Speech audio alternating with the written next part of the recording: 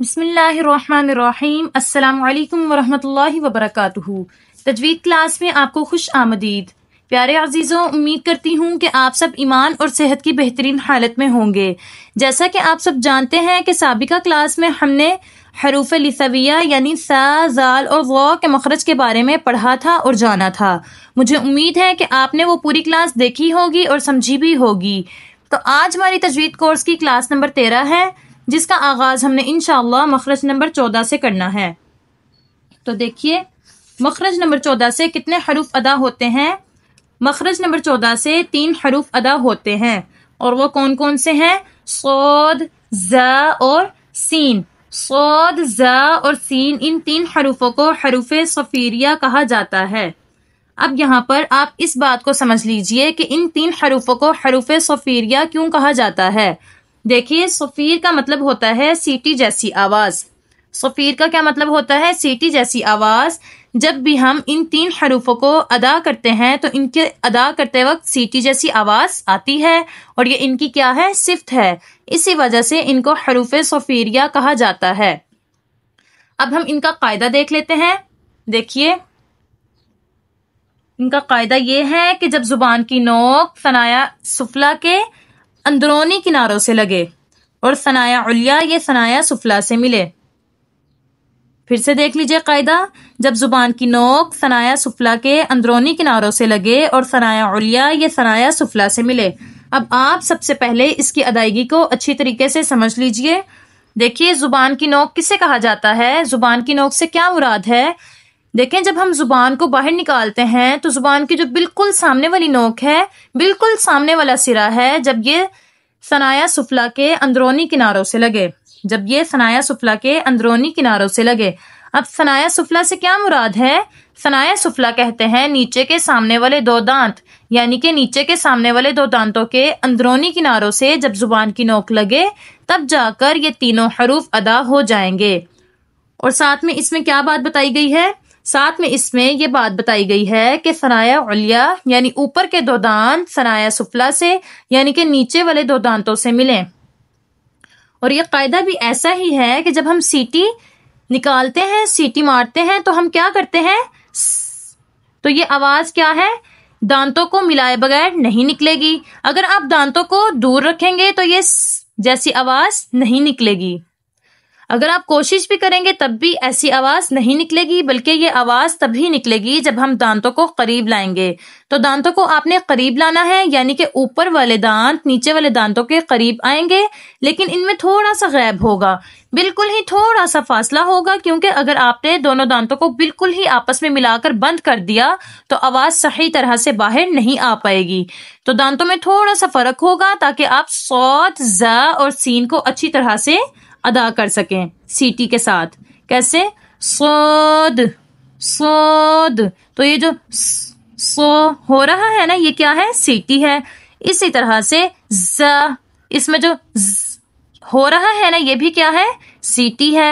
اسی طرح سے سین، اس میں جو ہو رہا ہے یہ بھی سیٹی ہے۔ اور یہ کب نکلے گی سیٹی؟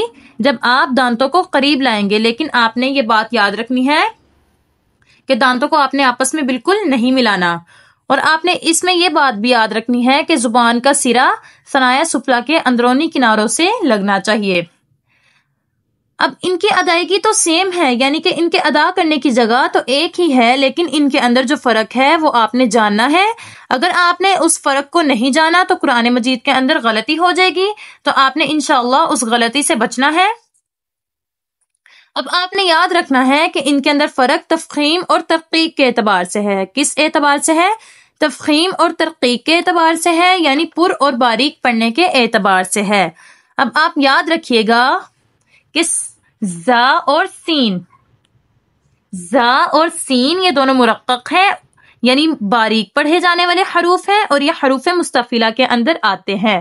ز اور سین یہ دونوں مرقق ہیں، یعنی باریک پڑھے جانے والے حروف ہیں، اور یہ حروف مستفیلہ کے اندر آتے ہیں۔ اور پھر ان کے بعد کیا ہے؟ صاد، صاد یہ مفخم ہے، یعنی موٹا پڑھا جانے والا حرف ہے، اور یہ حروف مستعلیہ کے اندر آتا ہے۔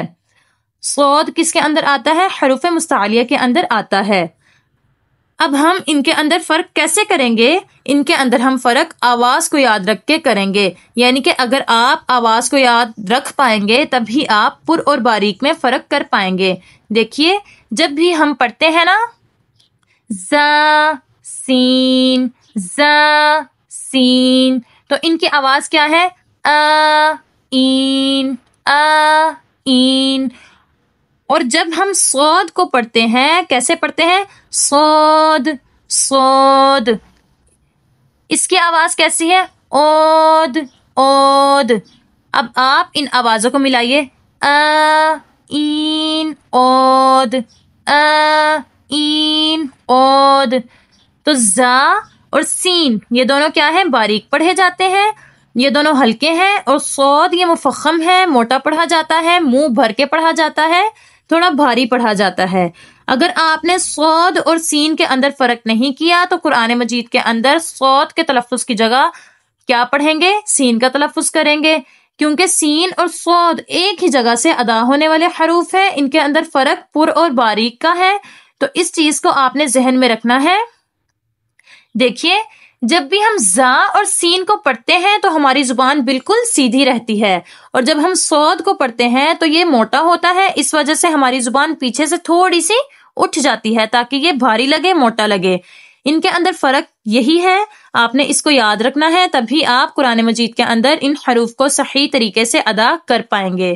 تو مجھے امید ہے کہ یہاں تک ساری بات آپ کو سمجھ آ گئی ہوگی۔ اب ہم ان کی مشق کر لیتے ہیں۔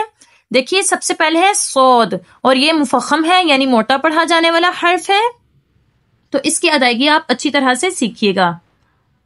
صاد زبر ص، صاد زیر سی، صاد پیش سو، ص سی سو۔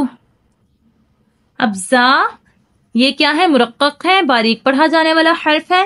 زا زبر زا، زا زیر زی، زا پیش زو، زا زی زو۔ اسی طرح سے سین یہ بھی کیا ہے؟ مرقق ہے، باریک پڑھا جانے والا حرف ہے۔ سین زبر سا، سین زیر سی، سین پیش سو، سا سی سو۔ آپ نے صاد اور سین کی آواز میں فرق پہچاننا ہے اور اس کو یاد رکھنا ہے۔ سو سی سو، سا سی سو۔ تو مجھے امید ہے کہ آپ کو آج کی کلاس بھی اچھی طرح سمجھ آ گئی ہوگی۔ اگر آپ کو اس ویڈیو سے تھوڑا سا بھی فائدہ حاصل ہوا ہے تو اس ویڈیو کو اپنے دینی بھائیوں اور بہنوں میں لازماً شیئر کیجیے گا تاکہ یہ آپ کے لیے اور ہمارے لیے صدقہ جاریہ بنے۔ اور اگر آپ اس چینل پر نئے ہیں تو اس چینل کو ضرور سبسکرائب کیجیے گا تاکہ ہماری آنے والی نئی کلاسز سب سے پہلے آپ تک پہنچ سکیں۔ اب انشاءاللہ ہم اگلی کلاس میں اگلے مخرج کے ساتھ آپ سے ملاقات کریں گے۔ تب تک کے لیے آپ اپنا بہت زیادہ خیال رکھیے گا۔ السلام علیکم ورحمۃ اللہ وبرکاتہ۔